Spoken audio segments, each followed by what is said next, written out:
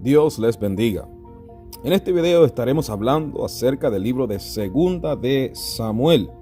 O sea que quédese con nosotros para que todos juntos aprendamos un poco de este interesante libro. El libro de Segunda de Samuel no identifica a su autor. No pudo haber sido el profeta Samuel, puesto que él murió en Primera de Samuel. Los posibles escritores incluyen a Natán y Gad, según Primera de Crónicas, capítulo 29, verso 29. Segunda de Samuel es el registro del reinado del rey David. Este libro coloca al pacto davídico en su contexto histórico. Versos claves de este interesante libro son Segunda de Samuel, capítulo 7, versículo 16, capítulo 19, verso 4 y capítulo 22, verso 2 al 4. Cuando usted estudie este libro, preste mucha atención a estos interesantes textos.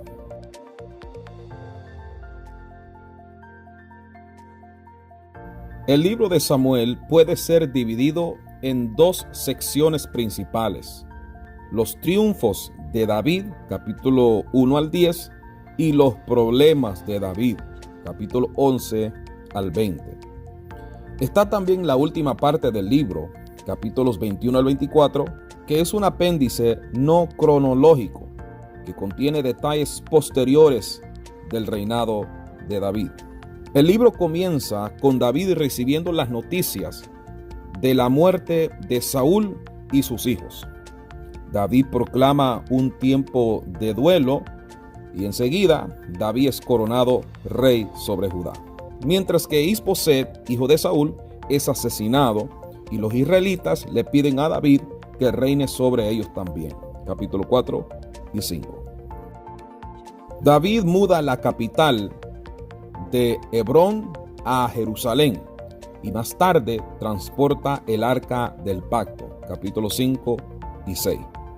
El plan de David de construir un templo en Jerusalén es detenido por Dios, quien entonces le promete a David las siguientes cosas. Número 1, David tendría un hijo que gobernaría después de él. Número 2, el hijo de David construiría el templo.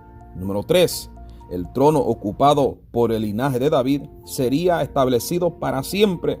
Y número 4, Dios jamás apartaría su misericordia de la casa de su hijo. Segunda de Samuel, capítulo 7, versos 4 al 16.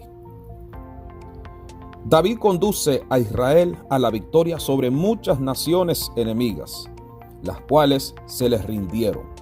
Él también muestra su bondad con la familia de Jonatán al aceptar y retribuir a Mefiboset, el hijo lisiado de Jonatán.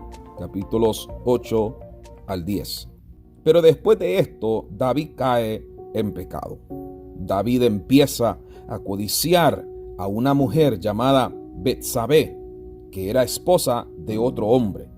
David comete adulterio con ella y luego manda matar al esposo de esa mujer. Capítulo 11. Cuando Natán, el profeta, confronta a David por su pecado, David lo confiesa. Y Dios, en su gracia y misericordia, lo perdona. Sin embargo, el Señor le dice a David que los problemas surgirían desde dentro de su propia casa. El problema viene cuando el hijo primogénito de David, Amnón, viola a su media hermana Tamar. En venganza, Absalón, el hermano de Tamar, hijo de David, mata a Amnón, su propio hermano. Absalón entonces huye de Jerusalén en vez de enfrentar la ira de su padre David. Más tarde, Absalón encabeza una revuelta contra David, su propio padre, y algunos de los colaboradores más allegados a David se unen a la rebelión. Capítulos 15 y 16. David entonces forzado a salir de Jerusalén y Absalón, su hijo, se establece él mismo como rey de Israel por corto tiempo. Sin embargo, Absalón es quitado y contra los deseos de su padre es matado.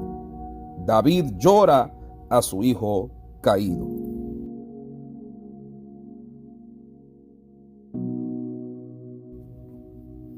El Señor Jesucristo es visto principalmente en dos partes.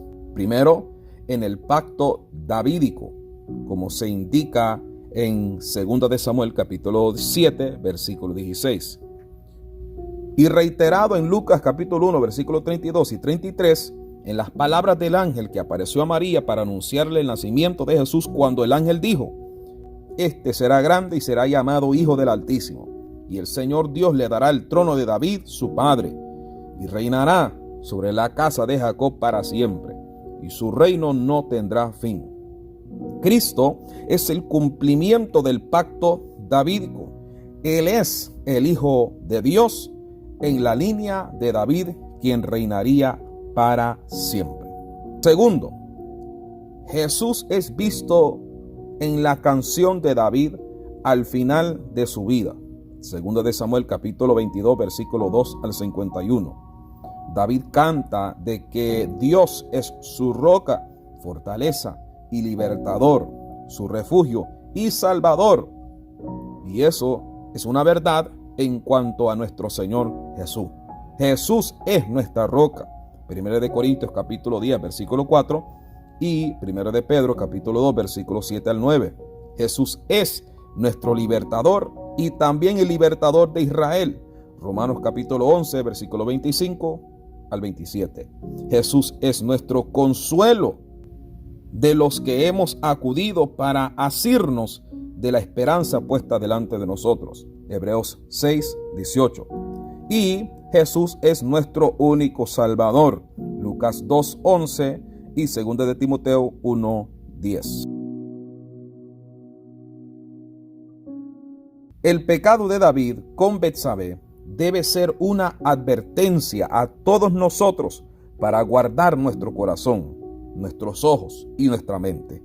Hay que entender que el orgullo de tratar de resistir la tentación con nuestras propias fuerzas es el primer paso hacia la caída.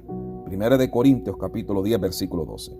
Entendamos que el hombre sin Dios caerá siempre.